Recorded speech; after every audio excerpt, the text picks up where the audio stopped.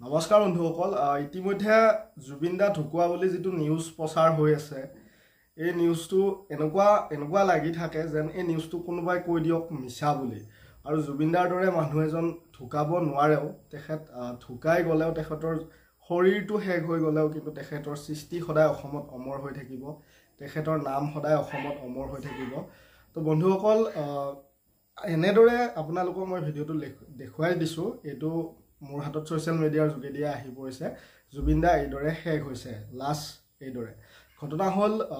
scuba diving actually সেই সকল ব্যক্তিৰ কাৰণে নহয় যিসকলে ড্ৰিংকস কৰে তেনে ক্ষেত্ৰত তাত থকা মানুহবিলাকে জুবিন দা কিয় ৰখোৱা নাছিলে স্কুবা ডাইভিং কৰিবলৈ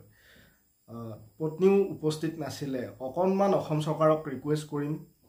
যাতে ইনভেষ্টিগেশ্যন হয়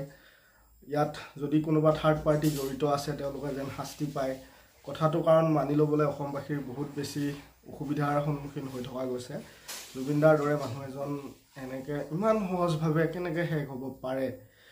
তেখেত সদায় আমাৰ মাজত অমৰ হৈ থাকি যাব যদিও তেখেতৰ শৰীৰটো কিন্তু আমাৰ মাজৰ পৰা ইতিমধ্যে শেষ হৈ গৈছে